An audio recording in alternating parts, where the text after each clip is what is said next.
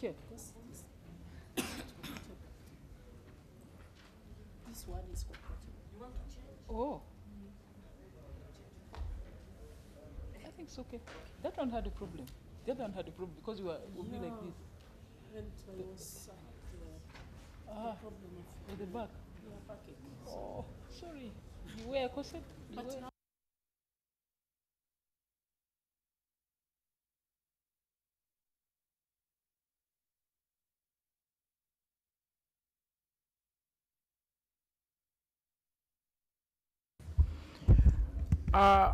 Honorable speakers, deputy speakers, presiding officers, the resource persons, we welcome you to this afternoon sitting. But before we proceed to the next session, the session 5, I have the following observations. One, that this is a speakers conference. Therefore, the participants should speakers or presiding officers or their delegates accredited in writing, so that there is no confusion as to who is actually participating in this conference. Secondly, I want to propose that in the future, the Secretariat of the PAP should issue to us a list which speakers are attending this meeting, which are not attending, and we know their delegates, so that we know who to address during the course of the meeting. I'm sure you are aware that if you go to the head of state summit, unless they allow you to speak, you cannot speak. You can only sit there and listen. So I think we should give the same honor to the meeting of the Conference of Speakers as is done by the usual protocols. The third matter, it seems that although we have met now for the 9th time, it would appear we do not have rules for the Conference of the Speakers. And I think that it's not right that we should be conscripted to use the rules of the Pan-African Parliament. So I want to propose the Secretariat that they should draft the rules for the Conference of Speakers, and if possible, we could make it part of our agenda for the 10th meeting, so that the speakers clear the rules that are going to govern their meetings. I would want to propose those honorable members so that in future we don't have to disagree about how we are going to work. Now I wanted to say a few things about the other topic before we move to session 4. I want to just reiterate that unemployment in Africa is an issue of security, is an issue of stability, and it's important that we address it. The agitations by the young people on this continent are a manifestation of socio-economic marginalization, of unsound economic and social policies, of corrupt governments, of exclusion, political dictatorship, and denial of basic rights. As you may recall, the Arab Spring was started by an unemployed graduate selling vegetables, and his weighing scale, the one he used to sell the vegetables, was confiscated by a policeman. So he committed suicide, and the problems began, and know what has happened since then. So, as leaders, I think it's important to raise the following questions. How have we prepared the youth for the labor market? What are the courses they are doing which will be relevant to the labor market? Are we preparing them for the whole agriculture or a better agriculture using technology? Are we preparing them for our local market or for the regional market or the international market? How many languages do our youth speak?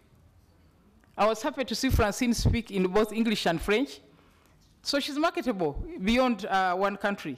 So we should promote Chinese, promote Arabic, promote Spanish.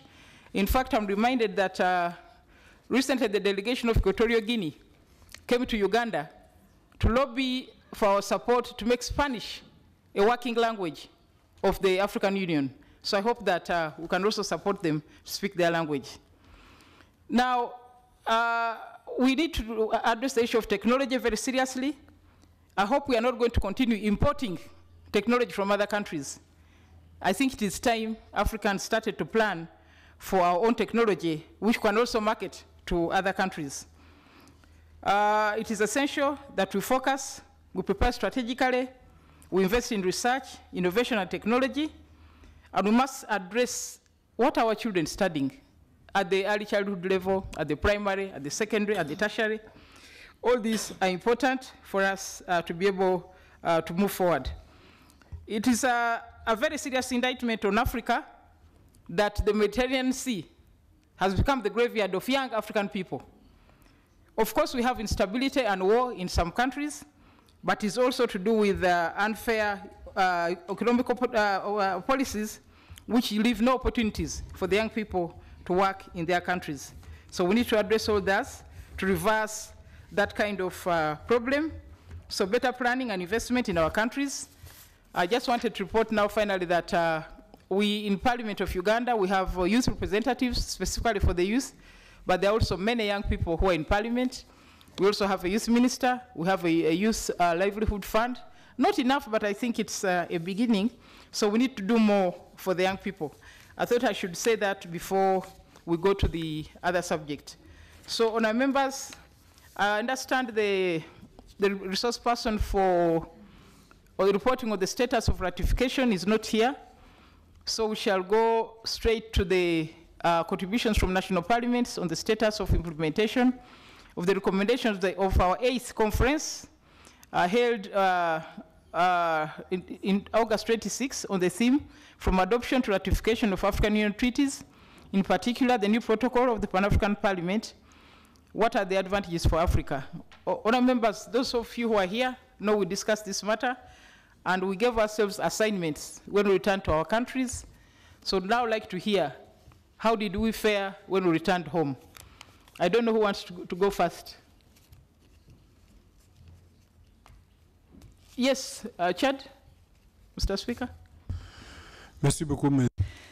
Thank you very much, Madam Chair.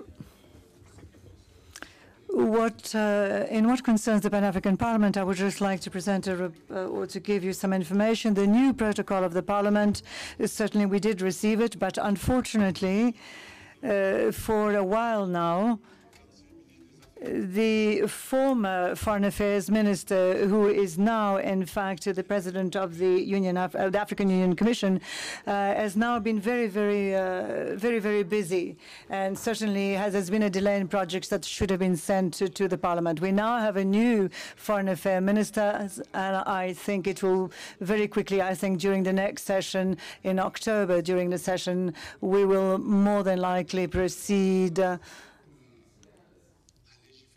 will proceed to legislate on the draft law for this new, the ratification for this new protocol for the Pan-African Parliament.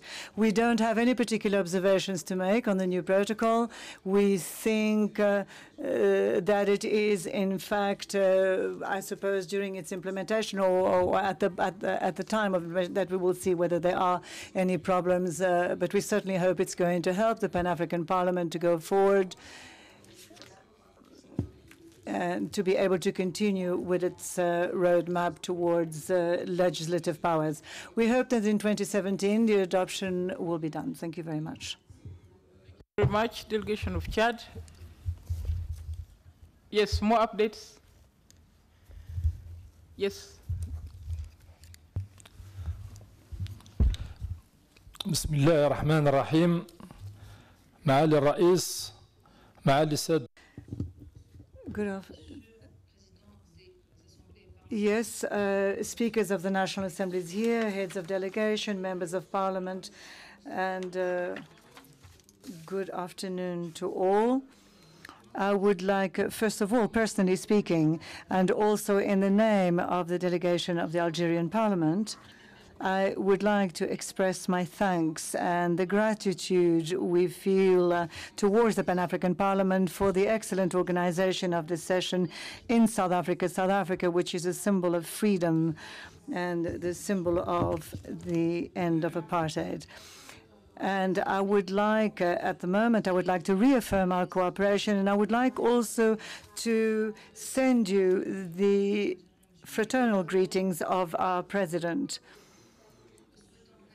And I would like to wish you much, he certainly wished us much success during our meeting, which is the proof of the interest that he has in African youth and their capabilities, and also for them to be able to assume the load of what it means, the African future. I would like now to express also my gratitude, my very particular gratitude to the African leaders who had the desire and the aspiration to achieve independence for our continent and to allow us to be a very effective group and to certainly be someone in the international scene to be able to realize our objectives. And these missions within the framework of justice and social justice and good governance, which will really allow our countries to enjoy a greater prosperity and better development. Ladies and gentlemen, it is important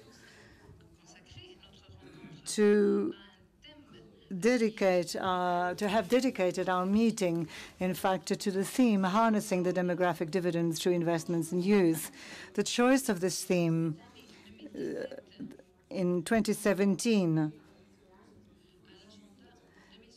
in accordance with the agenda of also 2063 of the Sustainable Development in Africa, or goes towards the objective of that agenda. It will allow us, in fact, to be able to realize these objectives and to certainly make them a reality on or in our countries and ensure peace and prosperity in our continent. For the other objectives, which are, of course, the objectives of the development, protection of the environment, and other sustainable development objectives, this will also help a great deal towards the realization of these goals. The youth must support the development program. They are the wealth of this continent, and they are the ones who can, in fact, help us to build a promising future. I cannot, of course, give you all the figures here, which in fact do translate the importance that the harnessing of this dividend would in fact mean for the creation of employment and for change on our continent, and what can go towards the increase of the potential of our African countries, particularly since Africa today is a new space for investment and a new development space, a new economic growth and development space, internationally speaking, not just when we speak about the natural resources which this continent possesses, but also in terms of economic management, and that would be thanks for all the efforts that are being made towards the economic stability of our continents through many African countries. Excellencies, ladies and gentlemen, the Algerian people have in fact led the fight for development and also to eliminate the destruction left by the French colonizers, and using particularly education, secondary and tertiary education, the development of the health sector and free education, and also putting into place a very promising economic base, the development of the infrastructure as well.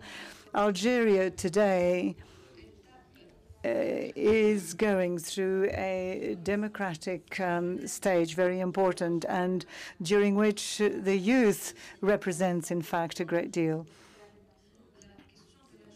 The issue of youth is extremely important for Algeria since independence, in fact, and today it's in fact one of the great priorities in our country, and it is thanks to this new this new vector, and that public activities, as well as all the different measures that have been taken in order to allow the access to training, to education, and also access to all the different social services on all our national territory, and also has given us ample occasion for creation of wealth.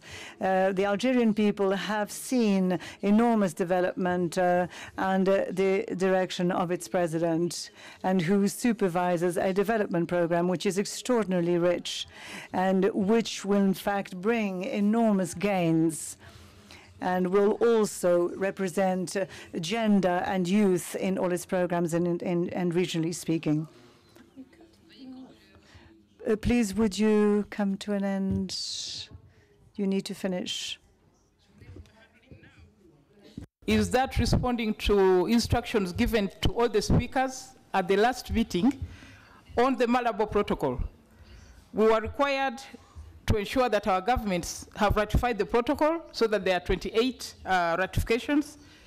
We were required to arrange within our parliaments new approaches in the committees to ensure the ratification. We were required to establish parliamentary committees on the ratification and acceleration of the accession to the AU treaties. That's the situation we are in now. How did you fare with these instructions of our last meeting? Can we have a feedback on the resolutions of the last speakers' meeting relating to the Malabo Protocol?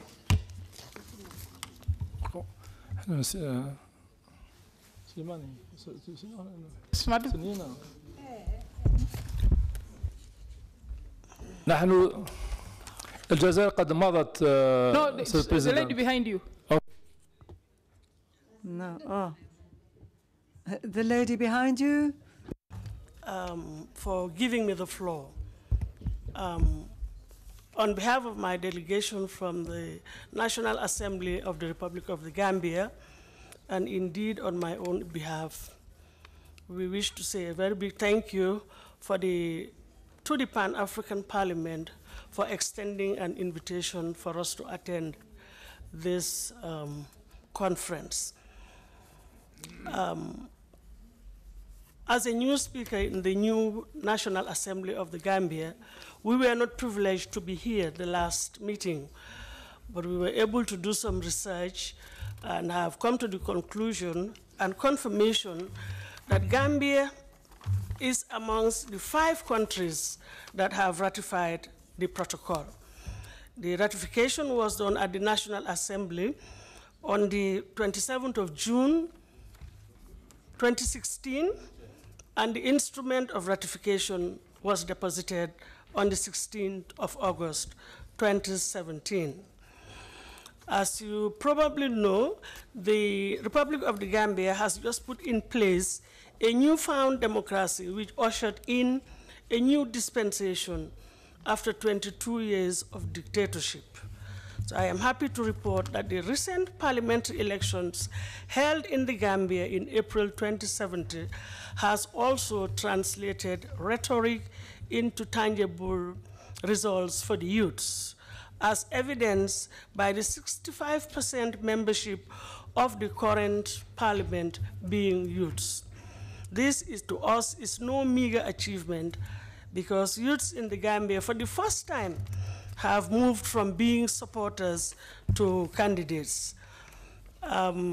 With regards to the other issues, we cannot say much, but we can say that the National Assembly has established all its committees, and the committees are working very hard towards making sure that AU treaties are ratified and implemented. And probably as a matter of recommendation, I would want to urge the maybe AU and the Pan-African Parliament to put in place a mechanism whereby national assemblies can have a common form of strategizing for the implementation or ratification of treaties. In one, they may not all come under one form, but at least if we have a guideline, we may be able to use that guideline. That is insofar as the the protocol is concerned, what we've done so far in the Gambia. Thank you very much. Thank you very, very much, Madam Speaker, and welcome you very, very warmly. And we thank you for giving more support to the Malabo Protocol. When we were last here, we were very short of ratifications and signatures. Any other updates? Yes, Zimbabwe. Speaker Mudenda, then we'll come there. Speaker Mudenda first. Thank you, Madam Chair. There are two issues under discussion. The first one is the ratification of the revised PARP protocol and AU legal instruments on human rights and governance. We are in the process of the ratification process through the Ministry of Foreign Affairs.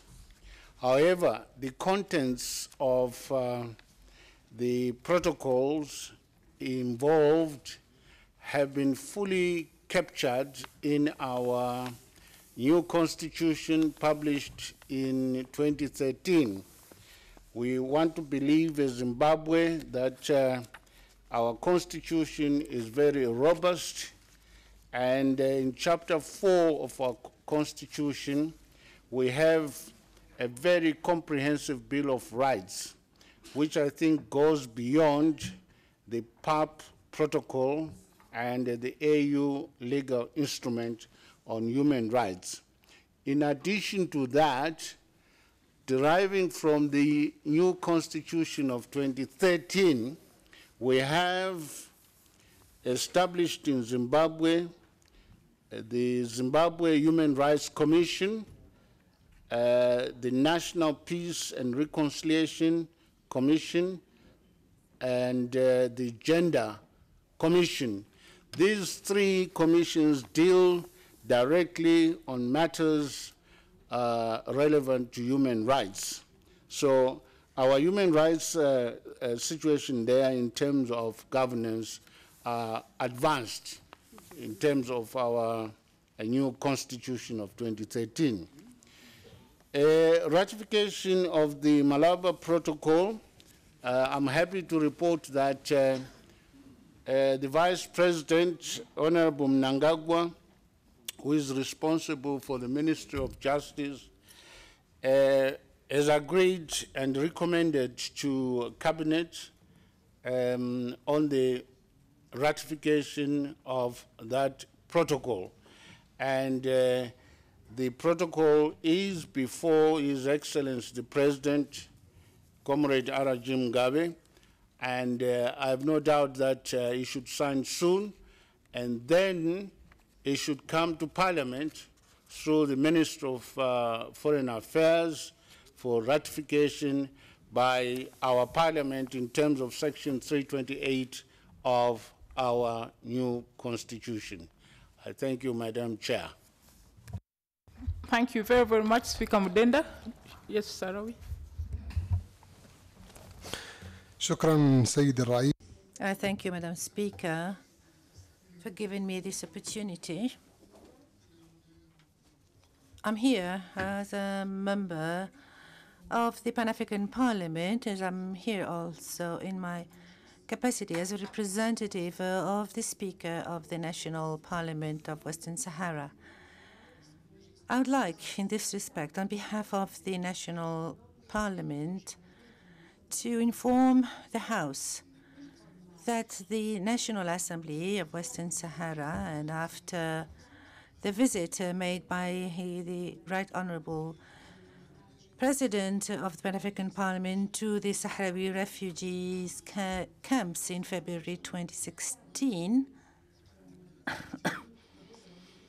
and there was a commitment to work and endeavor to endorse the AU documents. And in May in 2016, there's been the adoption within our parliament unanimously. So the adoption of this protocol, the new Pan-African Parliament Protocol, not only the endorsement, but also in December, we completed all the modalities relating to the endorsement of the protocol. I'm honored, therefore, to say that the Sahrawi Republic is among the first member states that have adopted and ratified this protocol, and I would like here to make a call and to encourage all the national parliaments of the African continent to fast-track the adoption, the ratification of this protocol in order for us to discharge our missions as a legislative body at the service of our peoples. We do believe in our mission, and we would like to move forward with all the national parliaments in the African continent and encourage them to adopt and ratify this protocol. Sahara for supporting the work of the African Union. We still want to hear updates from the other countries, updates on the ratification, Malabo Protocol. Yes, Mr. Ndong. Okay.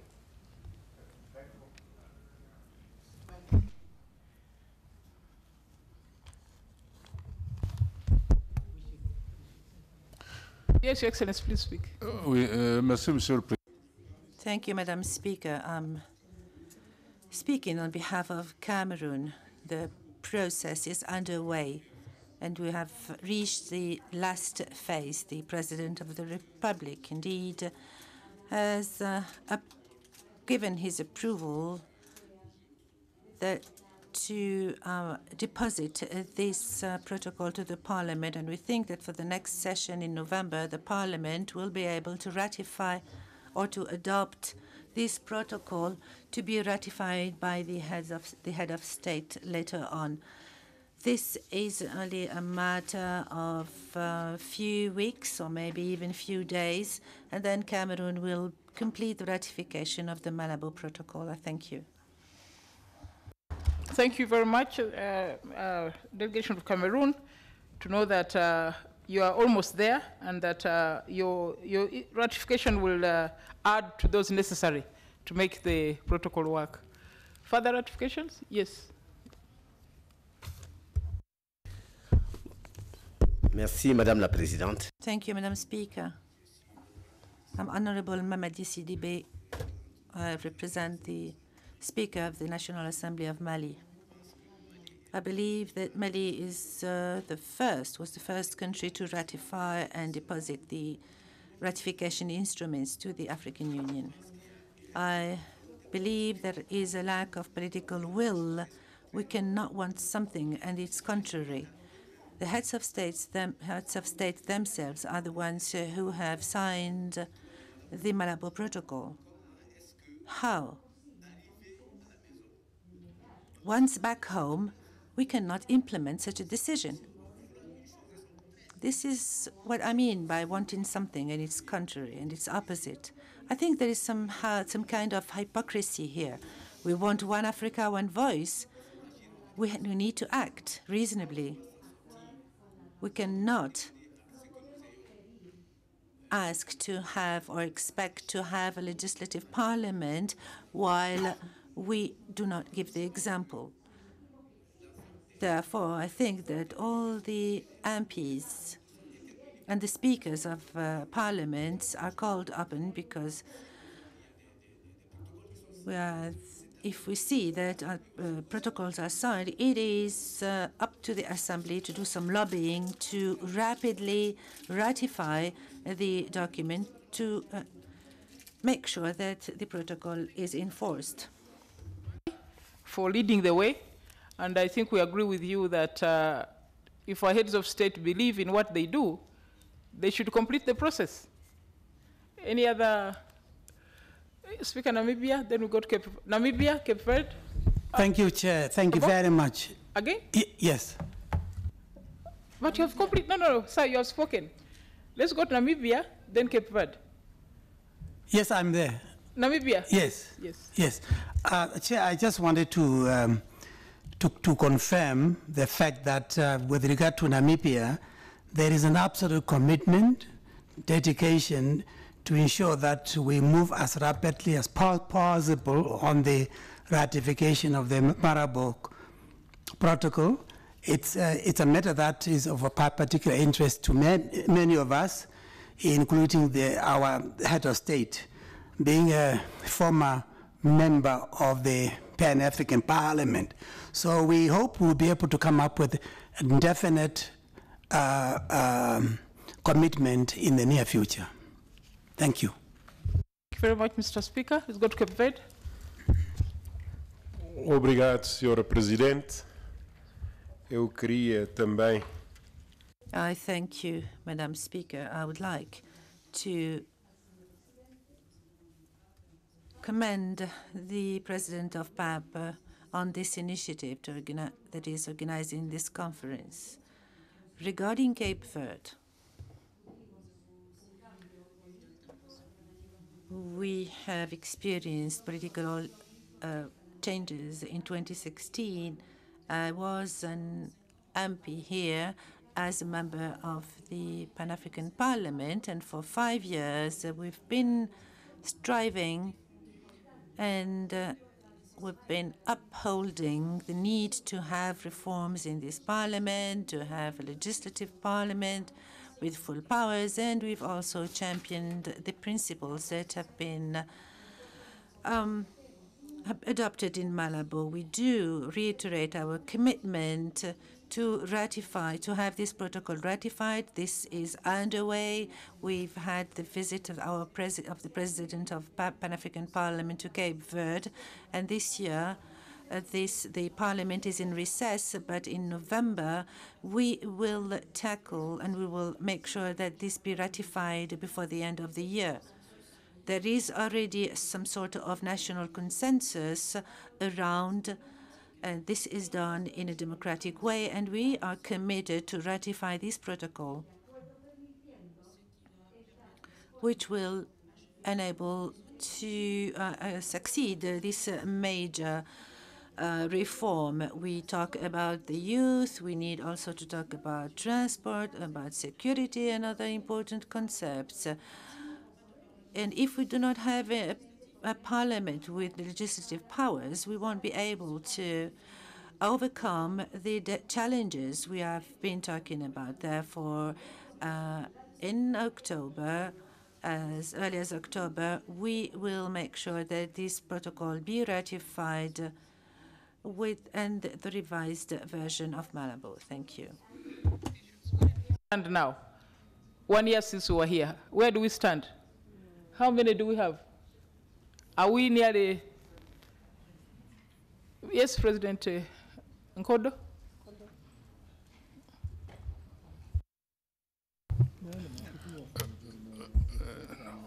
Madame, excusez-moi, j'allais. Madam, apologies. I wanted to step in to react to what was said by the delegate from Mali, who said that states should not want something and the opposite.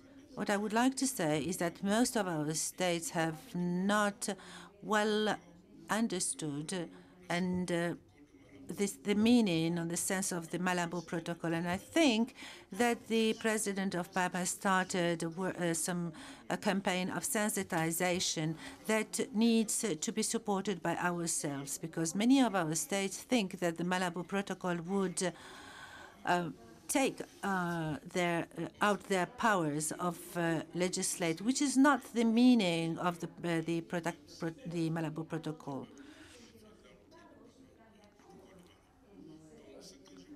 Therefore, what I'd like to say is that the President of PAP, who have been acting on his own so far, should be supported through sensitization campaign and clarification campaigns, and these is already been bearing fruits. Thank you. From Cameroon, but I think what the delegate from Mali was saying is that the Malabo Protocol was signed by our heads of state. It is their document. So I think it's expected that since they are the owners, they should be quick to say yes. That's what the delegate from Mali was saying, that it is their document. So they should help in moving the process. But now the speaker say, please sign, please, please ratify, please bring it to Parliament. Yes, any other updates? Any other updates? Speaker Doumbouya. Madam Chair, I want to thank and at the same time congratulate President Roger for taking upon himself really the responsibility of going around to sensitize their respective parliaments about ratification. But I wonder why we should give him cause to go as far as that.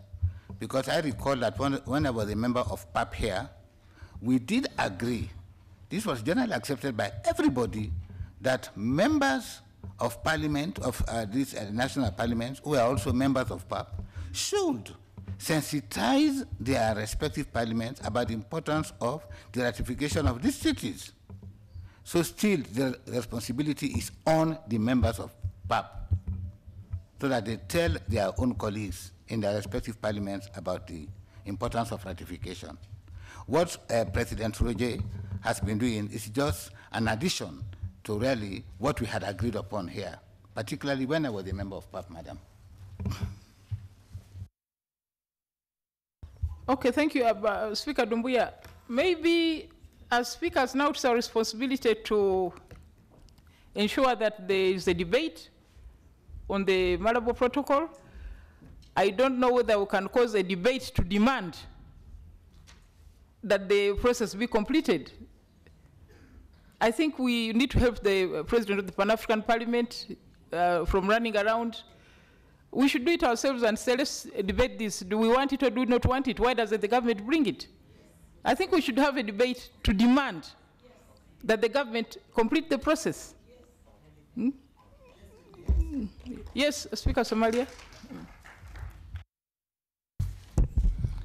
Thank you, Madam. I fully agree with you, but I would like to suggest that it seems that everybody is saying that our governments are not coming forward and bringing this convention to the Parliament for ratification. I would like to suggest, for example, if the President of PAP could, with all documentations and a signature of the President, send it to as a polite reminder to the speakers of the National Assemblies, our offices, reminding them to start the process. Every parliament, I think that they have a foreign relation committee. So this oversight relation committee could be moved on the basis of the letter that will be sent by the PAP president with all the documentation is available, including the signature of the various presidents who have signed it. Just for a suggestion, in order that we can move and start the mechanism of ratification to be pushed forward by the parliament through the oversight committees of the international affairs. Thank you, Madam. You say about that proposal? That you now send us letters and the documents? Okay.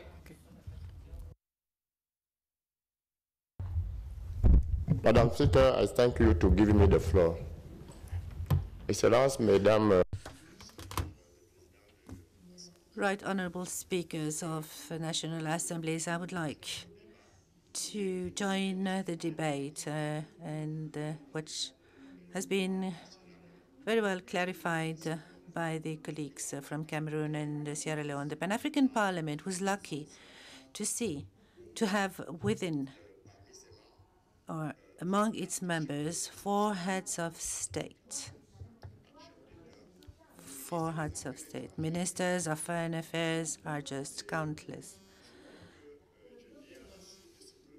I would like to echo what has been said by our colleague. When the principle in the African Union is to have the 2/3, and some heads of state have just upheld this protocol, and they advocated it, and it was adopted. This is why today what we're asking for, or the problem that we have, is that when I go and visit the countries, I'm asked on a given provision of the protocol, whereas the real problem that we have today is that if this protocol is not ratified, it will not enter into force and it will not be revised because it has already been adopted by the heads of state. Therefore, for us, ratification is indispensable because when you go through this protocol, and this is why the Parliament is indispensable. This protocol was crafted as an administrative text. There is no peculiarity or specificity of the Parliament. This is why you, the MPs, the national assemblies, we have not contributed to it. So even when we finish to ratify, when we come to the implementation, we will have to revise it once again. This is why I always said to the heads of state of the African countries that we are in international relations. If you want it to be revised, if you want to bring any amendments and for them to be taken into account, the text should be into force already.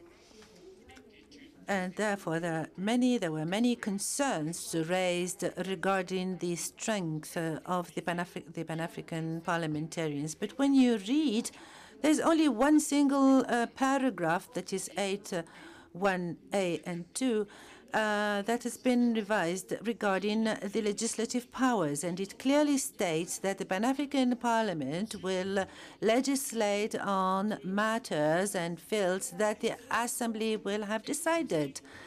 So even if we take an initiative, it should be submitted to the Assembly, and then the Assembly would decide to accept it. Therefore, we will legislate in the absence of the government of the Union, which was supposed to be put in place. So we will legislate under the supervision of our heads of state. Therefore, I would like to ask you the question, who would dare put something into a draft law that would be in contradiction with the interests of any state? I don't think so. We are not here to destroy our states. We are here to strengthen our states and to move forward to the rule of law. This is why we decided two things, actually. We said when the national parliaments that spend money to send delegates here, they have to demand that once these delegations are back home, they report, and to have one day within the Pan-African, a day of the Pan-African Parliament, because when the parliamentarians go back and they talk about a protocol that is not ratified, it is a way of sensitizing the people. This is why I wanted to focus, to highlight this aspect. You will not go on spending our money while we do not report and to you. We've also appointed champions for ratifications, and among the champions we had the members of the Bureau, and it is in Malabo, because it is in Malabo that this protocol was adopted, and the precincts, or the headquarters of our parliament. And so far, all the members of our Bureau the countries of the members of our Bureau have already signed and ratified. And two of the countries have signed but have not ratified yet, and I invite them to do so. Because you can ratify, which is a good thing, but you have to deposit also the ratification instrument. So far, 6 countries only have ratified, but I'm not sure that these 6 countries have deposited their ratification instruments. So there are still these hurdles. And on the other hand, I cannot call it a lack of political will from our states. It is the legislative systems enforced in some countries where the problem lies. Like, I can give you the problem of Cameroon.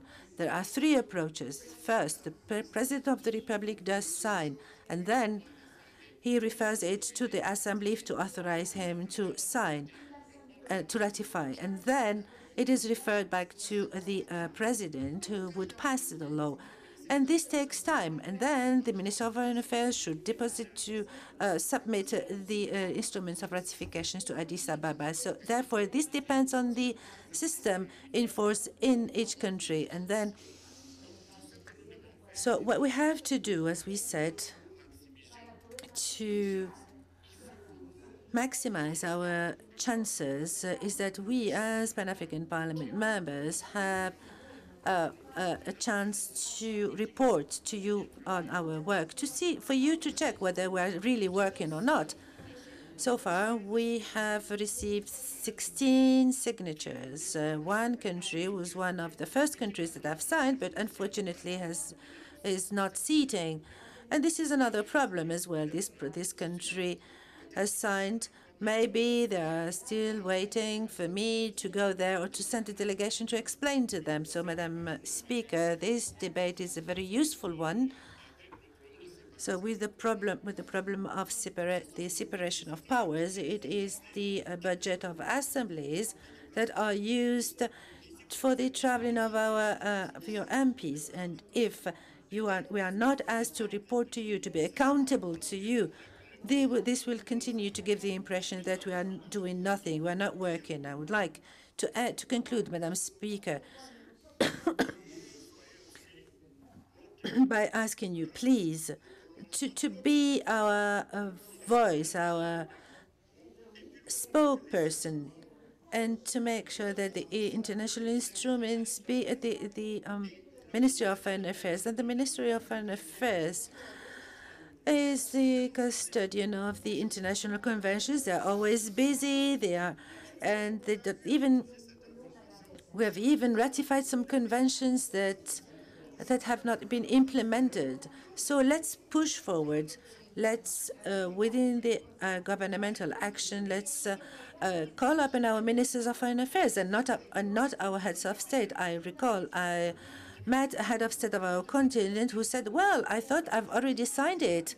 And then he called the Minister of Foreign Affairs. Therefore, I think that we need to insist with the ministers of foreign affairs rather than the heads of state. I would like to conclude by saying that you are here at home.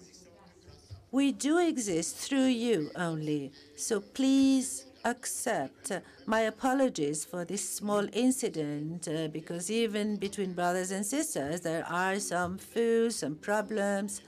So please forget it and do not blame us for that.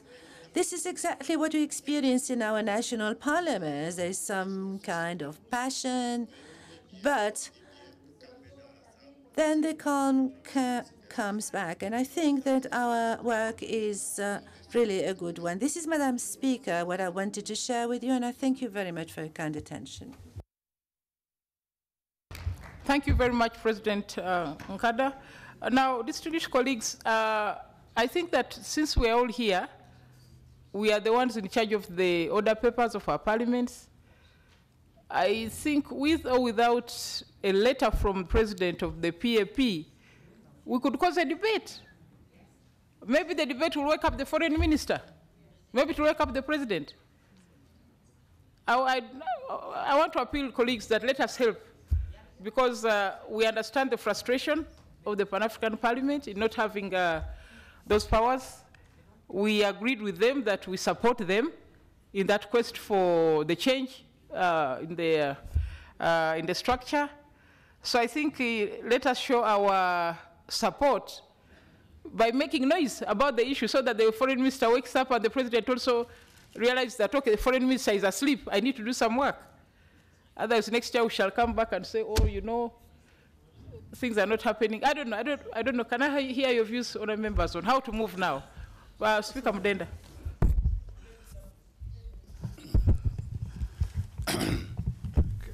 Thank you, Madam Chair. I want to congratulate our President, Roger, for the efforts that he has done in sending emissaries to persuade us to move. May I just perhaps make a point that why don't you give ourselves a deadline and say by the end of this year, we must have the ratification done, rather than leave it as an open-ended, debate. Let us have a deadline so that all of us can work towards that deadline. I thank you. Thank you very much, Mr. Mdenda. Gambia? Yes, thank you very much, Madam Chair. May I suggest that in addition to this, we engage the Ministers of External Affairs during the question and answer debates in Parliament. Bring them, let them come to Parliament and explain why this protocol has not been ratified. Challenge them on the floor of the National Assembly, and I think that would be a good start. Thank you. Speaker Doumbouya. Madam Chair, President Roger has made a very important point. Ratification is not the end of the process. The process ends only after the instrument has been deposited with the AU Commission. And here, without being immodest, I would like members of Parliament, of the Pan-African Parliament, to emulate the example of our fourth Vice President here, Dr. Bernadette Lahai. As Roger has said, we are lucky that we have had some of our members who were members of PAP who are now presidents of their respective countries. So also have we been lucky to have former members of PAP as speakers, like myself. The moment I became speaker, that was one thing I took upon myself to accelerate. And with the help of Dr. Bernadette Lahai, you like to know here that the fourth Vice President of Bernadette Lahai, in fact, is the leader of the opposition in our parliament. Dr. Bernadette Lahai summoned the foreign minister to parliament, several, of course, with my blessing, summoned the foreign minister many a time. And there are times when the minister would not find time to come, Dr. Bernadette Lahai would go to the ministry. That was how we succeeded really in having these documents ratified, finally. So let members copy this example.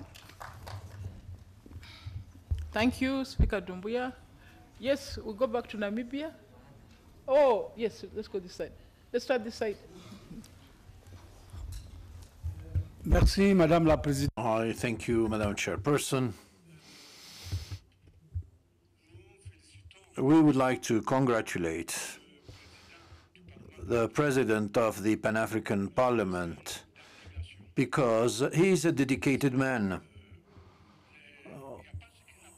And he has done everything in terms of motivation.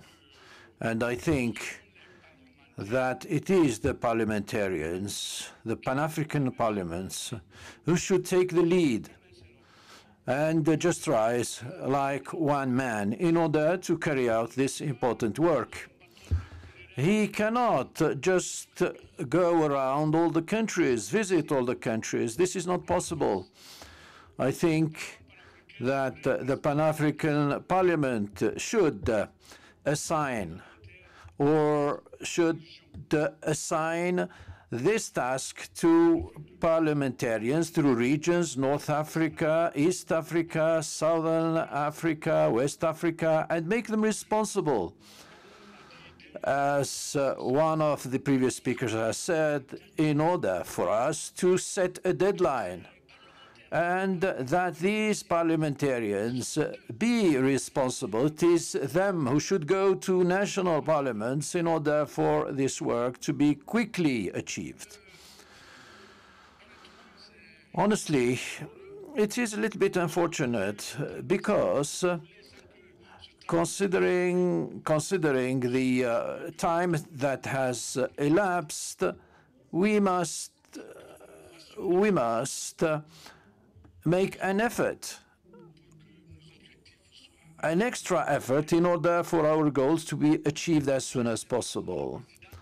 Madam Chair, we should, as it was said by one previous speaker, we should set a deadline by the end of the year. I think it's too far. If we want everything to be done by the end of the year, we should, let's say, set a midway date in order to report positive results. Thank you. Namibia. Thank you very much, Chair. I just wanted to add my voice to those who spoke in clear terms of complimenting the work being done by our president. Roger has been a very outstanding champion for the cause of the transformation of Pan-African Parliament. For that, we really wish to thank him and to say we are together. We are in it together, and we'll do the best we can. I also want to say that we have a network. We have men and women, former members of this particular institution, who are now serving as presidents, prime ministers, speakers, ministers. I think we need to utilize that network to the fullest extent, to mobilize so that we can create a very conducive environment for the support of the ratification. And we, in Namibia, we have an outstanding commitment to receive our president of the Pan-African Parliament. Those arrangements are still pending. I just want to confirm the fact that we are committed to having the president to visit Namibia to come and speak to his brother, the head of state of Namibia, who happened to be a former member of the PAP.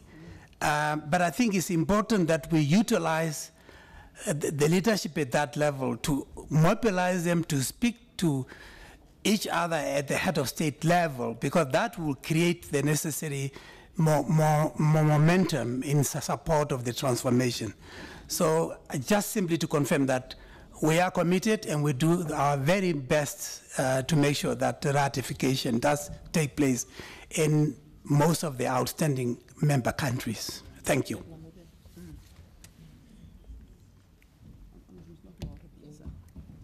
Very good proposal. I think there's Vice President here, and then Cameroon. Then we go back to Thank you very much, Madam Chair. Madam Chair, this is a very important topic and very dear to our hearts, we in the Pan-African Parliament. You are asking for recommendations as to how we really take this ratification forward.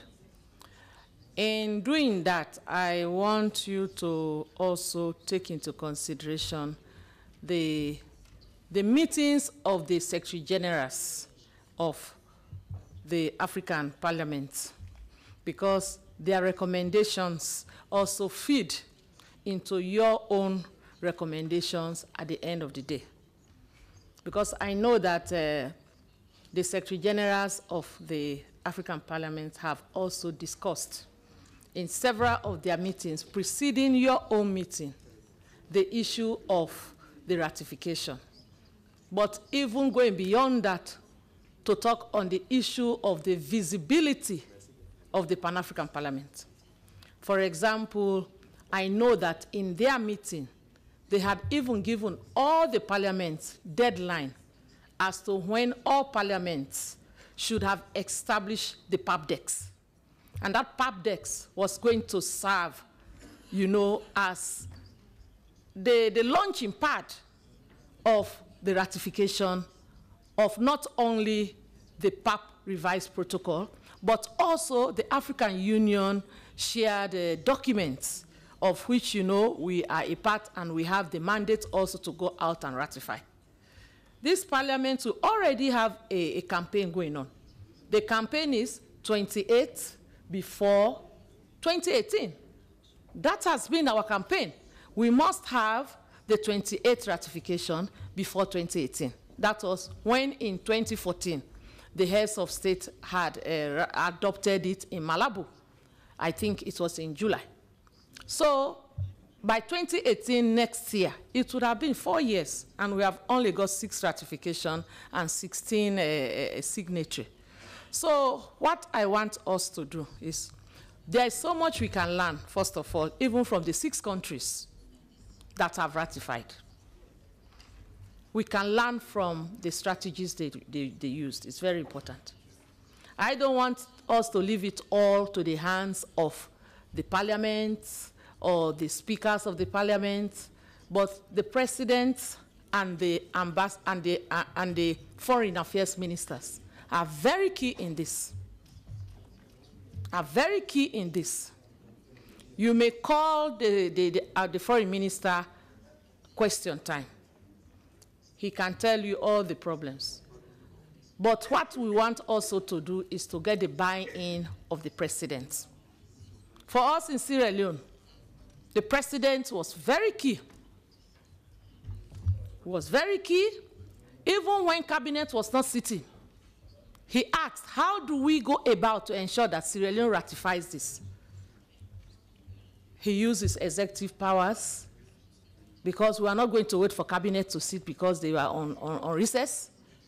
So we use other means to get the document to parliament. Of course, when it got there, it was a done deal because our speaker has been in this one. He has been part of the MPs here that revised the document.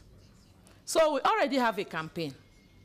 And that campaign is what we should now put details on. How do we move to 28 ratifications before 2018, which is our campaign.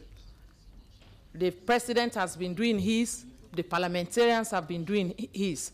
But to say that we send reminders to the speakers, already you have the documents.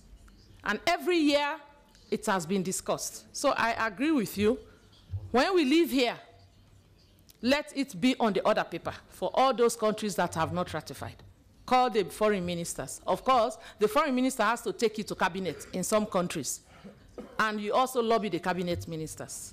But we already have the campaign strategy. Maybe the president can also help ask the secretariat to give you the copy of our campaign strategy, 28 before 2018. That is our strategy we have, our visibility, how do we move. Maybe you can also use that as part of your own strategy to ensure that we move beyond the 5 ratification. Otherwise, we will just be talking. I've heard some foreign ministers say in the African Union summit that we will wait for the 27 ratification and then we will sign. We have had some foreign ministers in African Union that have challenged us and said, who told you we will give you legislative powers? Who told you? We will not give you. You have not even done well with your advisory powers. Foreign ministers. And this was in full view of the heads of the foreign ministries. So when some ministers, speak like this, then it gets us worried. So this is what I would say, Madam. Go back to your secretaries of general's minutes that have fed into your own. We have our strategy 28 before 2018. We can share it with you. And let all the other countries that have ratified and deposited also share with you their different strategies. We can put all together and move forward. This is what I have to say. I thank you very much. Thank you very much, Vice President. Now, we can use all those strategies, but I wanted to propose, of the 5 members of each country, can we identify the champion for Malabo, whose job will be to harass the speaker, harass the foreign minister, shout to the president, one champion of the 5, so that we know if we are asleep, that person will also help us. Cameroon. Madame, je pense que... Thank you. I think that we are being too hasty, and I'm not sure that we parliamentarians present here, and particularly the new ones, that we do really have a good command of the content of the Protocol of Malabo. We have listed a certain number of problems which bring states to react. There's the problem of power and the problem of the election of members of parliament, since Article 5 of the protocol states that they will be appointed outside the assembly, while we here do represent the assembly. This is a real problem. And it. See, the officials cannot understand how these people who will be appointed outside the assembly or elected outside the assembly be financed. The parliamentarians have up to now a double immunity. And I think, and I would suggest that the PAP should organize a seminar of ownership by members of parliament of the content of the protocol in order for them to be good advocates to their countries, because there are a lot of problems. Don't believe that states would decide just like that not to ratify. They have observations to make on the protocol, although somebody has said that states themselves have accepted the protocol. But myself, I have listed these three problems, such as the power, elections, and which is outside the assembly. So who will then finance those parliamentarians who will come here? And the problem of immunity. So if PAP could organize a seminar for ownership within the parliament so that new members can take ownership of these instruments of ratification, and in order for them to be good ambassador at their countries, and also, as proposed, organized missions in the regions and sub-regions, Central Africa, West, East, and South Africa, to explain to member states what the protocol is about and the need for it to be ratified.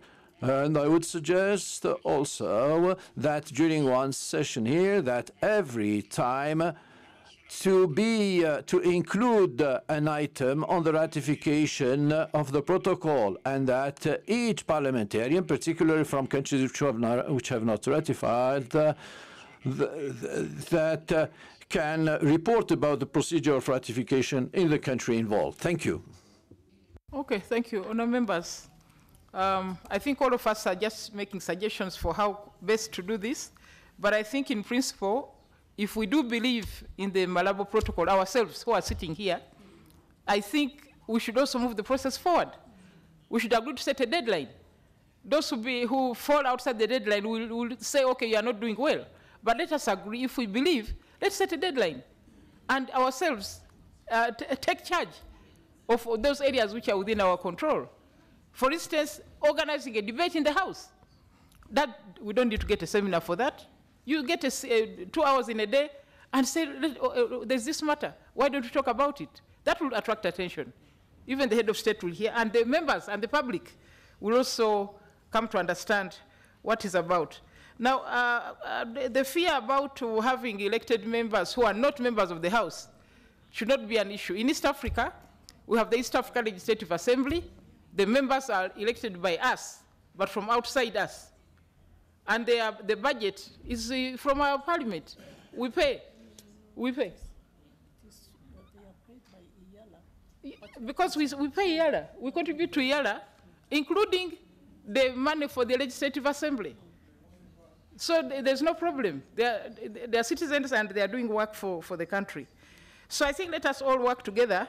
If we are committed, let us move and popularize, lobby. For instance, in my parliament, just this month, we amended our rules of procedure, actually following our debate here, that there was a gap between the work of the Pan-African Parliament, the work of the African Union, and the National Assembly. Now we have amended the laws. All those conventions must come to the National Assembly. We have also said that at the end of every Pan-African Parliament session, there should be a report to the House. At the end of every session, they must file a report, and we have said that report must have a summary of the highlights of what has been decided, so that the members know and the country knows. So friends, if we are committed, let's help Mr. Ndong. He should stop running around. Let's do the running around in our own parliaments and also with our presidents. Now, honourable members, I think we have generally expressed our views on that one. If there's nothing else, I think we can conclude this session. Donato, do you want to say something? Yes. Yes. Point of order. Mr. Mudenda, then we come to Chad. Yeah. Thank you, Chair, Madam Chair. First, yes. I stand to be guided if we mean business, then we should perhaps in our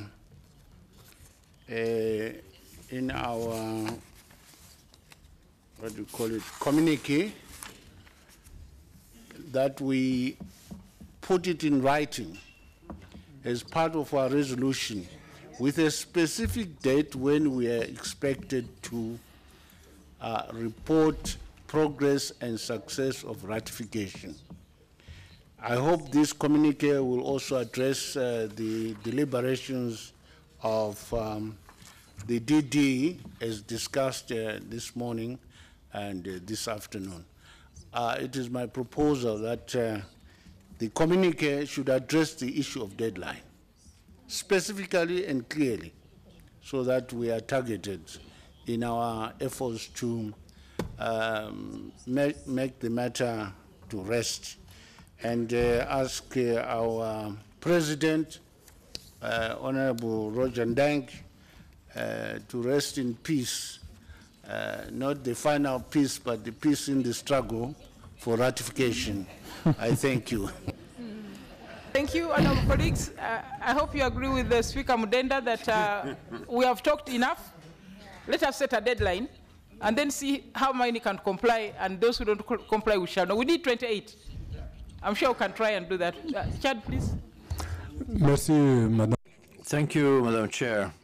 Madam Chair, I think I wanted to speak in the same vein because if we are having a discussion, then in the final communique, we must reflect something about the deadline.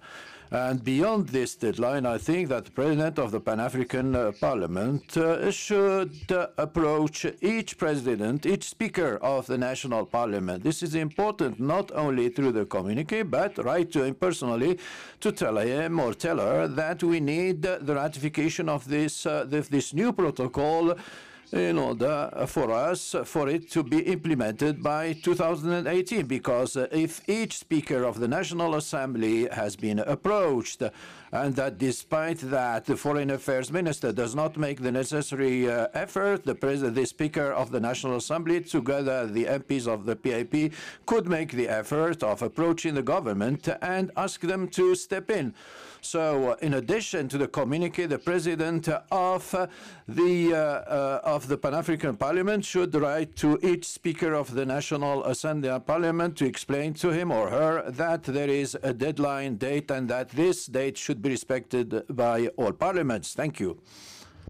Distinguished colleagues, our two speakers are saying the same thing. Can we propose 31st December as a deadline? That then if those who fail 31st, then Mr. President will now start to move. 31st December, is that okay? 31st December? That's a deadline. Yes, thank you. Thank you very much. Deadline for us in each country, those who have not yet done, to finish the process. Ratification. No. This one. Okay, that should be included in our communique. Merci, Madame. Thank you, Madam Chair, for this decision. I think it really was necessary to do something. I would just like to reassure you, ladies and gentlemen, also speakers of Parliament, that the Malabo Protocol, that the point that was raised by the Cameroon representative, countries can ratify and under reservation. And it is those reservations, in fact, that will allow us to revise the protocol. Because in all countries where I have been, I can assure you, Madam, that this is why I am saying this, is that this problem of re-election of persons, almost all parliaments have the same problem. So I think the problem that was raised here is, I think a lot of our colleagues, in fact, have been asking the same question. I think that when the draft was proposed, the majority of the members of parliament was saying that, in fact, I was responsible. If I was, for example, if I was the president here, who was going to do politics, or in my name, in my country, if I'm a member in my own country? and also that we could also join, that the civil society could also be part of our decisions. So you can put reservations. So you can sign, but with reservations, and then we can do revisions. And even perhaps the revisions then will still not lead to ratification, or perhaps the heads of state will, once they've integrated all the points that have been raised. And I would like to remind you, and the President Paul Kagame, for example, did excellent work on the reform on the African Union instruments. And that because Paul Kagame, for example, with the institutional order which is in place, we cannot, for example, continue to accept that the nominees, at the moment, the only people who can nominate the budget, or it's the ambassadors who represent the countries, that they can vote the budget.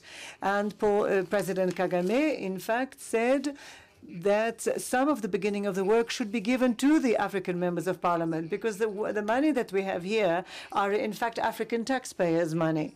And if we don't, in fact, do a decent service, even if it's not just the budget, we will, of course, we will be asked to actually come and explain why. So I think that heads of state and President Paul Kagame would be very happy if, in fact, the speakers here would go in the same direction, so that the members of parliament would be given legislative powers to be able to do what they need to do. Thank you. Speaker Donatel. C'est juste pour ajouter. It's just that we are speaking about ratification, but there is the issue of signing as well, because the Pan-African Parliament President has said that 16 countries have signed, but the number of signatories, it's still a very small number if we think of what needs to be signed. So we need to really speak about the signing of the protocol and the ratification, of course, because, of course, it can't be ratified if it hasn't been signed. So I think we need to see both things at the same time. So the signing and the ratification for those that have already signed. Doumbouya. Yes. Madam Chair, I want to know who are the members representing Uganda in PAP and what are they doing? Because we seem to be in a situation where we should count ourselves as lucky. We have a speaker who has been very active in the affairs of PAP and who has always identified herself with our problems. And for all I know, for all we know, Madam Kadaga, apart from being a ranking speaker, is a very influential person in her country. So if we have very active members of PAP representing Uganda, I wonder why something should not have been done positively right now. Now, my members, of course, are not in the room, but I have very good members. But the same frustrations you have had with the foreign ministers is what I've also had. When we went back, we had a sitting just to discuss the treaties, all the treaties of the African Union, which have not been ratified by our country. We had a whole day on that one. And of course, the foreign minister said, I'm going to handle this and I'll come back. He didn't come back. I wrote to the president, giving the whole list of what we have not done. And last week, when was I with him? On Friday, no, I think it was Thursday. I told him I'm going to the Pan-African Parliament. There are all these things which have not been done. He said, I'm going to do them very quickly. I'll get back to you. By the time I left, I hadn't got an answer. So I think let's work again to make more noise, get more voices, and put more pressure. But I know that at least in my house, I've set the stage for all the reporting processes. On my side, I'm okay. The problem is now with the executive. So let us go and harass them, agitate, be aggressive, and they'll respond. Thank you. Honorable Chair, I think that was an unfair question. Terribly so, and out of 10. We shouldn't allow that. No. You shouldn't be castigated in public when you are chairing there. And if there are issues, these should be asked. Otherwise, each one of us then will have to state our case. And I don't think that was fair. Thank you. Thank you, Mr. Mudenda. Now, honourable members, there were other areas, but I think those were the key ones which were expected to handle. The others are strengthening oversight role of our committees, strengthening regional parliaments to enhance integration, etc., etc. What we adopted is, I think it's with you, what we adopted last year. I don't know whether anyone has more comments on that.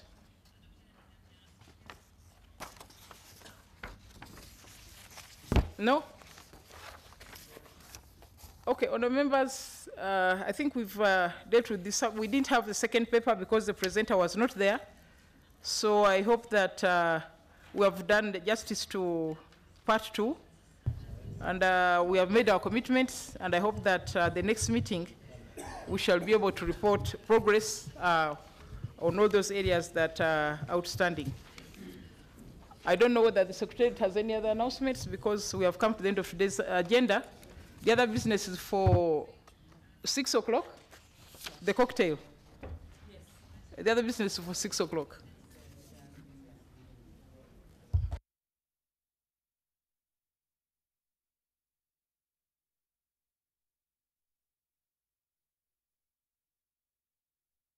Do you have any announcements?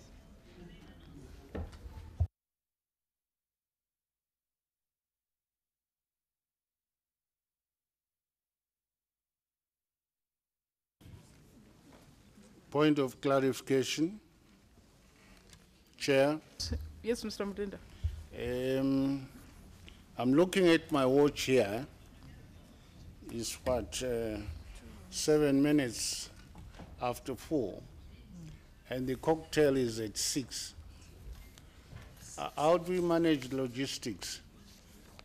Is it not possible to bring forward the cocktail so that we leave from here once?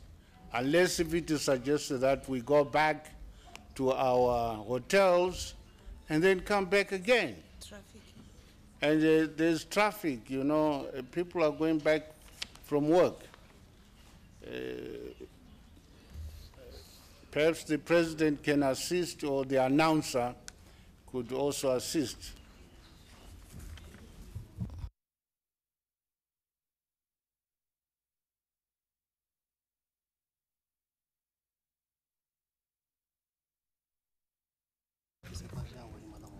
Monsieur le Président. Mr. Chair, you are absolutely right. We've in fact gained a lot of time, well, despite having started late, and I think but we are now early. I think it would be judicious if the cocktail is ready, if we could actually serve the cocktail now, and then the honourable speakers would be able to go back to their hotels directly. I would also ask, Madam Speaker, perhaps you don't want to close the session yet, but also perhaps you could tell us what time we're starting tomorrow morning, so that we'll be able to close the session. Do you have information on a cocktail? Thank you. Thank you, Mr. President. Yes, they've just told me that the cocktail will be ready at 5. So instead of 6 o'clock, it will be ready at 5. Madam Speaker? I don't know. We have one topic for tomorrow morning. It's only 1 hour.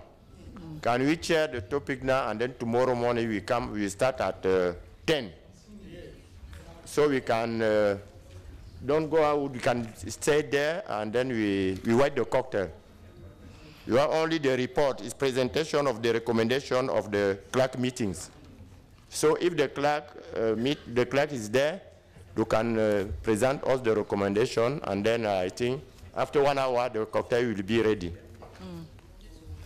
Yeah, honourable members, if we receive that report, it will allow us to use our time better tomorrow, especially the coming here so early in the morning when there's only one item. So if they're ready, members, if you don't mind, we receive session 6, take the reception, and then go and have a good evening in our hotels. So where is the clerk?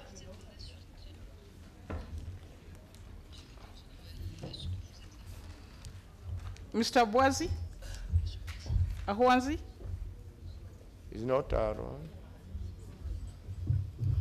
The Clerk of the National Assembly of Cote d'Ivoire?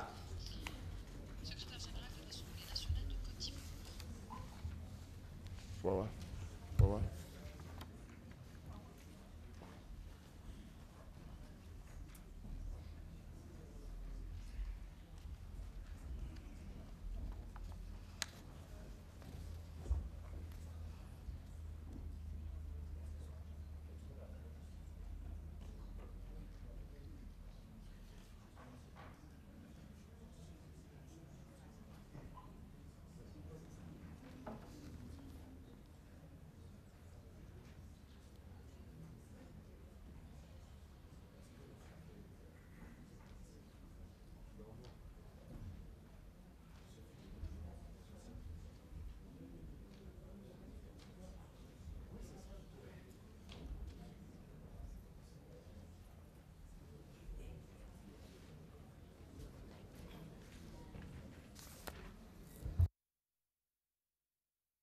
Give us only 5 minutes.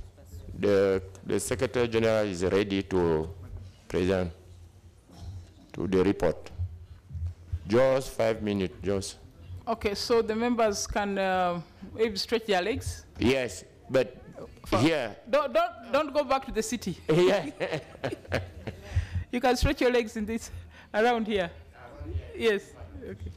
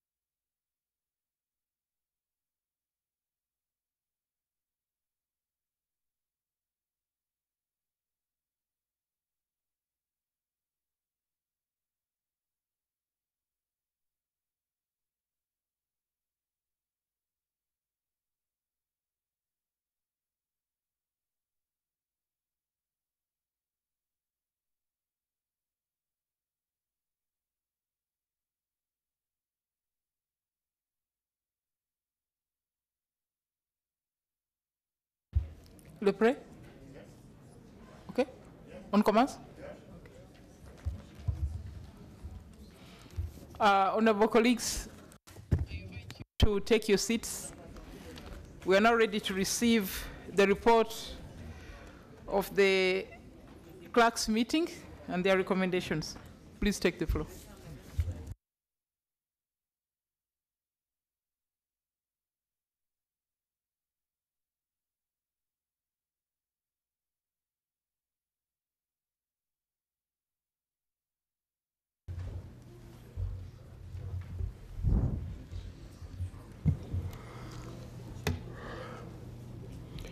Your Excellencies,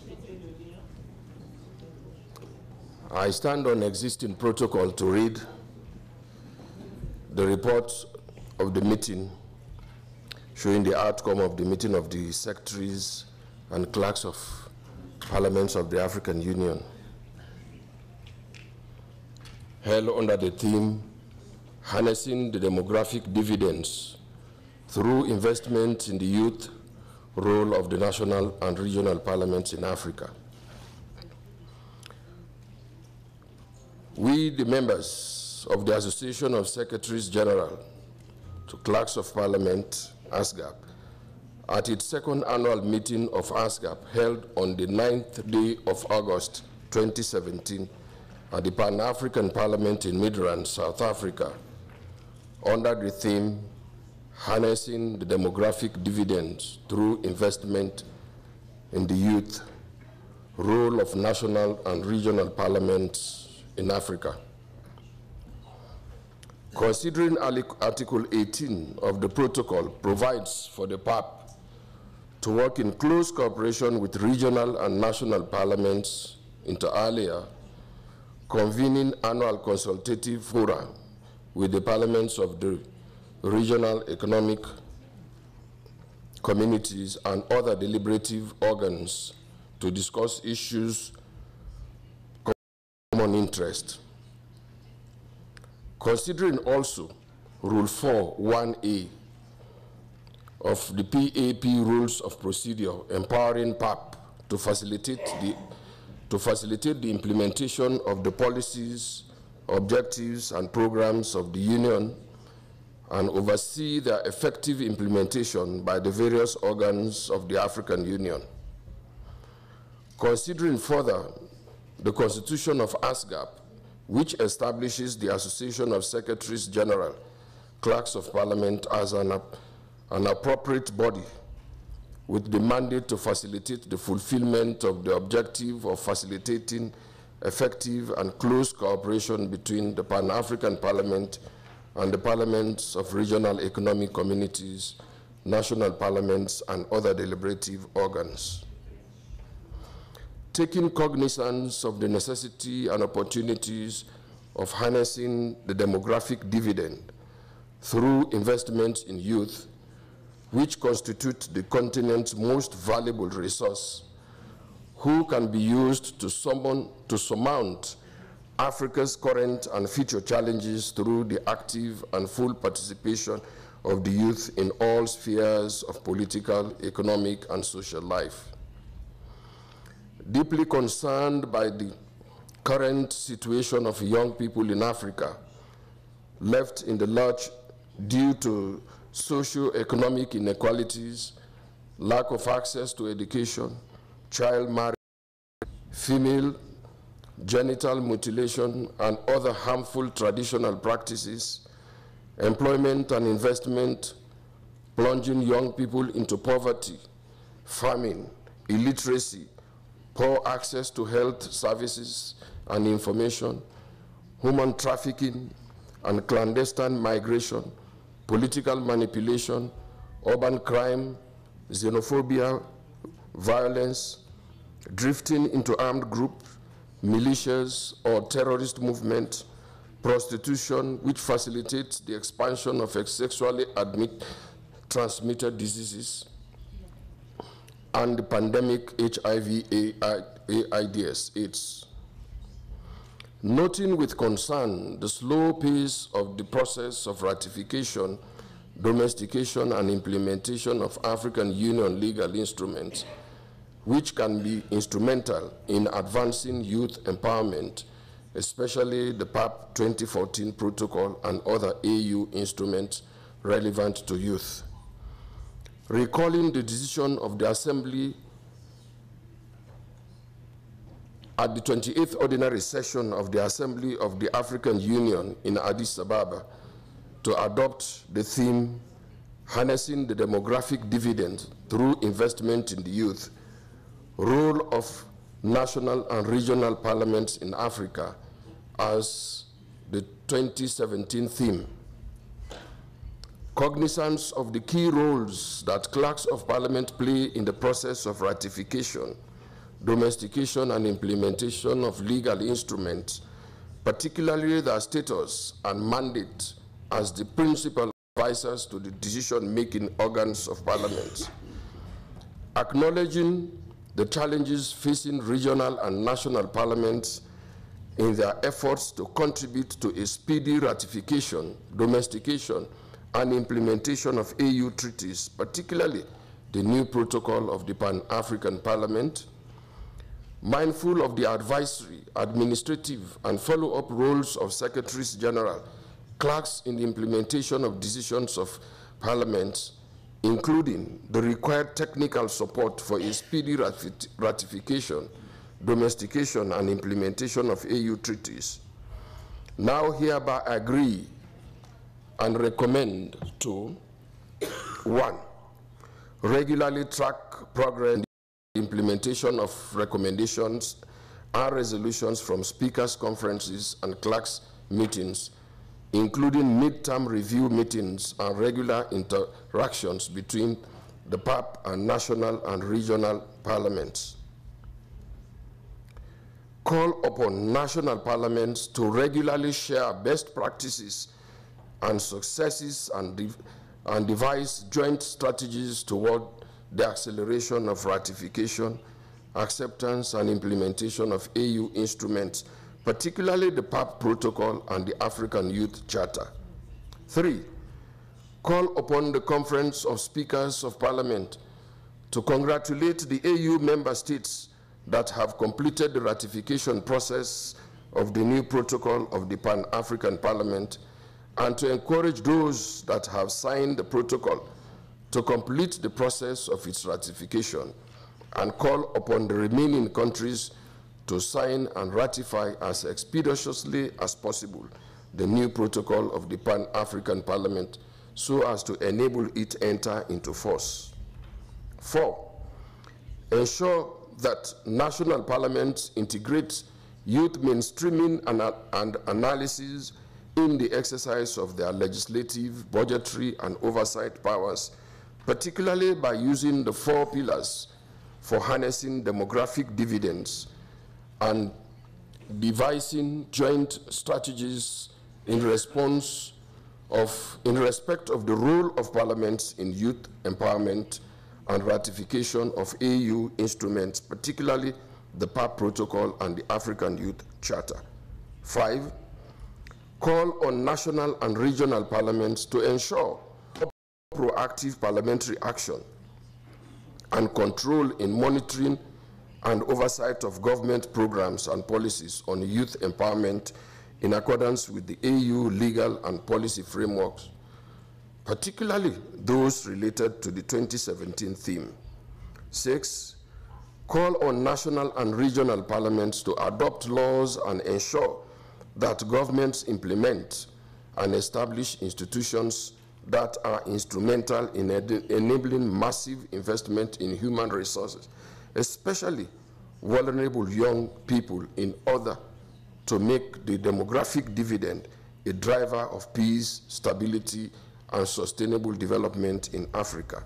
7, call on the PAP to facilitate and support youth programs by working with youth volunteers and to urge national parliaments to engage African philanthropists, chief executive officers, and private sector to develop and support transformative youth development initiatives aimed at building entrepreneurial skills and capacities of African youth and promoting African youth volunteer and junior professional programs to enhance capacity and grant exposure to young Africans in regional and international organizations. 8, call upon to the PAP to assist national parliament to strengthen their internal administrative and parliamentary mechanisms for youth mainstreaming and budgeting. 9, call upon the PAP to facilitate capacity building programs and dissemination of AU instruments, decisions, data, statistics on youth issues to enable national and regional parliament to have greater understanding of the concept and implications of demographic dividend across Africa. 10, call upon national and regional parliaments to promote sensitization, civic education, vocational training opportunities for skills, acquisition for young people to enhance their employability, including self-employment, productivity, and competitiveness, including through integration of AU instruments relevant to youth empowerment in education systems, curricula, and to encourage their governments to invest in sectors with high job multiplier effects. 11, call upon the national parliaments to facilitate the development and implementation of strategies aimed at reducing the proportion youth employment by at least a quarter by 2024 in accordance with Agenda 2063 first 10-year implementation plan. 12, call upon the PAP to urge national parliaments to adopt budgets and support resource mobilization initiatives that increase investment in education, skills development, health, employment and entrepreneurship, governance, human rights, and accountability, as well as to mobilize development partners to contribute to the Continental Youth Development Fund and similar initiatives established by African states to promote youth development and empowerment. 13, call upon the PAP to urge on AU member states and organs to promote youth participation in peace, security programs as equal partners by including youth representatives within the continent in peace, security, conflict resolution meetings, and using existing mechanisms such as the African Young Peace Builders Network, which fights against extremism. Adopted in Midrand, South Africa, this 9th day of August 2017. I present, Your Excellencies. Thank you very much, Clerk. Thank you for the presentation. Honorable members, you've heard the presentation. I don't know whether you have any comments. Yes, Speaker Mdenda.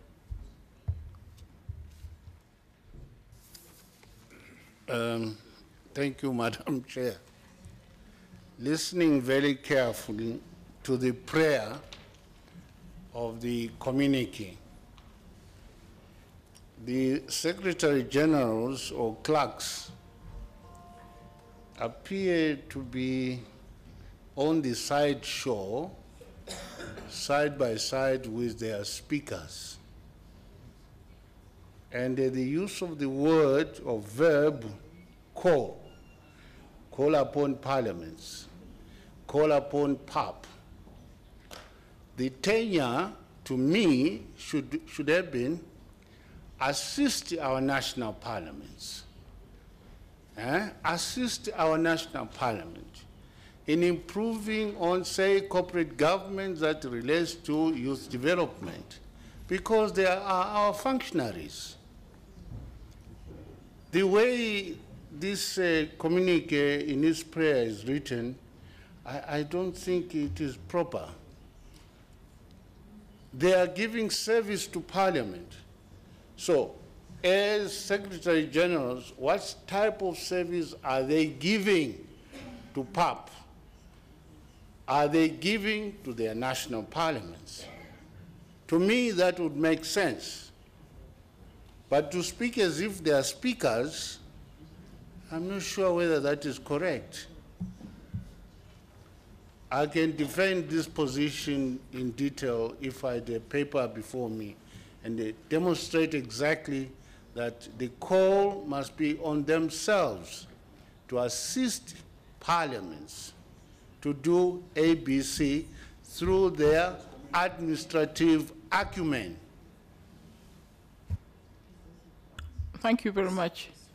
Perhaps I was also a bit bothered by an area where they said the Pan-African Parliament should assist the national parliaments in either sensitizing. So I don't know whether we budget for that money for the PAP in order for them now to facilitate the national parliaments. I found that a bit odd. I found that a bit odd. Yes, Chad. Merci, Madame la Présidente. Thank you, Madam Chairperson. I do not think that the matter of assisting or supporting be necessarily financial support. It might simply be a way of helping national parliaments to better understand issues of protocol and demographic dividend.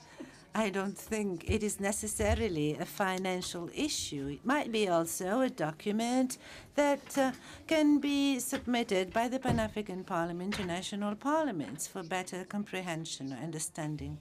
I don't think, therefore, that we are talking here about financial aid or assistance. But it is through the documents that are provided by the Pan-African Parliament that the national parliaments can better understand the matter. This is how I understood it. Thank you. But you are talking about an outreach by the Pan-African Parliament to the national parliaments. That's why I'm asking, are they funded to publish and donate and this? That's what I'm asking. Do we fund them to do that? Have we given them a budget? We're asking them to do something which I think increases the expenditure. Yet we are members of the PAP. We should move ourselves. Yes. I think going back again on previous communique coming from the clerks or secretary generals, they have committed to do some things, after which then Pan-African parliaments will come in. For example, I did say that they had agreed that there was going to be a deadline within which all parliaments would have established the Pan-African DEX. With the Pan-African DEX, it is going to serve as a resource center because we have a lot of materials that have been generated here. The African Union rules, the basic documents, the decisions and everything. We need to get them out of here into the national parliaments. But they had agreed that they will establish, by last year, August, they had agreed on the deadline that every parliament will establish the PAP DEX. And that DEX will now liaise with the Pan-African Parliament with a liaison. That liaison, through that liaison and the PAP DEX, will give them a lot of materials, and they will use that material as outreach. You know, they were supposed to even establish every year a PAP day, just like the Commonwealth Day we used to have, by inviting everybody, stakeholders on that day, to share the activities of the African Union, the activities of the PAP, distribute materials, and that DEX was also to use to be served by the universities, even encourage students to come and use the materials now in their dissertations, writing on the African Union, if they feel specifically to write on the role of the PAP and all of those things. So maybe that assistance is among the things. Maybe they did not elucidate what are the sort of assistance. It may not be financial assistance, but the giving of information is very important to the national parliament for them to go out and also help the Pan-African Parliament in our visibility. And that will also include in the in the ratification, in the education and sensitization of our instrument and the ratification thereof. So that is what I can say about that sort of assistance, not necessarily financial assistance. Okay. Maybe the problem is that we're not privy to their discussions. We're only hearing the end product. I think I would have wanted to know why did they fail to set up the desks, because that's administrative. I would have wanted to know that, for instance. Because some of those are, maybe can they distribute the text and we look at it tomorrow? So that to satisfy ourselves before we move? The text of the clerk's recommendations. Yes, Speaker Mudende.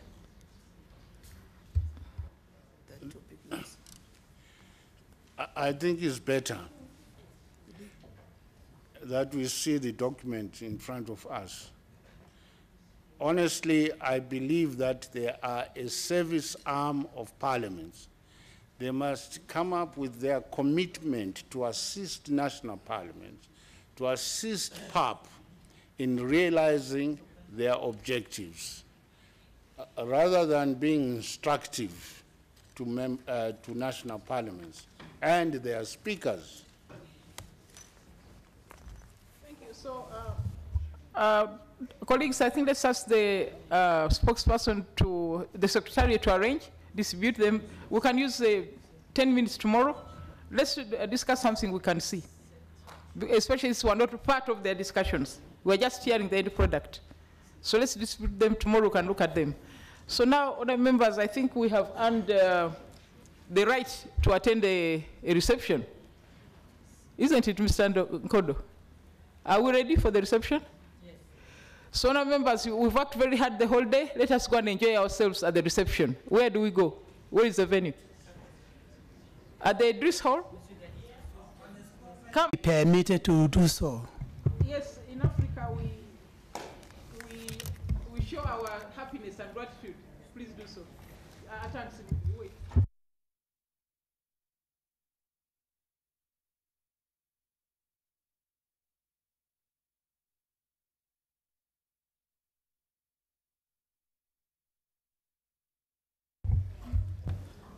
Thank you very much, Chairperson. When I spoke this morning, I completely forgot that I was under instruction from the National Assembly of Namibia, having discussed with my team back home, that often when we come here as guests, even during my time as a member of the PAP, when we had guests coming here, they used to be given all sorts of gifts after they have appeared. And I decided to reverse this particular trend, to come to PAP with some few little tokens of appreciation for my dear brother and colleague, the President of the Pan-African Parliament. I've got few things here, books, 2 copies of the most recent books on Namibia. One deals with constitutionalism and democracy in Namibia. The other one deals with the Namibia's foreign policy, basically with a number of various chapters put together by scholars as a contribution to the Ministry of Foreign Affairs. And lastly, a copy of our most recent Parliament Journal with various articles on the activities on both houses of Parliament. Honorable President, I thought we need to build up the library at PAP, representing important documentation from member countries, so that when young people are coming here to do research, they will be able to access accurate information on our various member countries. So may I have the honor to present this to my dear friend Roger. On behalf of the National Assembly of Namibia, this is over to you to constitute a useful collection on our Namibia, and those who are interested to get to know more about the development in Namibia. Thank you very much. Thank you. Merci, Excellence, Monsieur le Président. Thank you, Right Honorable Speaker of the National Assembly of Namibia. As I said, this parliament is yours, and the library of the Pan-African Parliament should be provided with all publications from all countries members of the Pan-African Parliament. A student who comes here should be able to go through at least the 55 constitutions in force in our states, be able also to go through the activities of the parliament, understand. Here I have, when we wear our costumes here, the robes, we are asked why we do so. It is an Anglo-Saxon tradition that is mixed with the French tradition. Therefore, the Bureau wears the French clothes, and on the other one, the Anglo-Saxon ones. So we invite our dear speakers to enrich our library for the interest of all Pan-Africanist people. I thank you very much.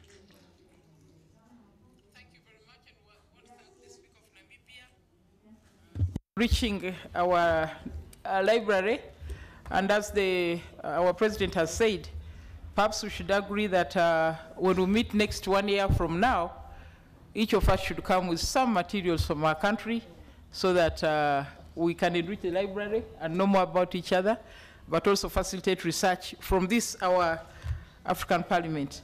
Now, other members, we are going to have the reception. Now, tomorrow's lunch is at 1.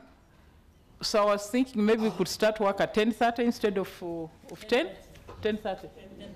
Okay, other members, the House adjourned to 10:30 tomorrow morning to do the final phase of our conference. Now you're invited to Edris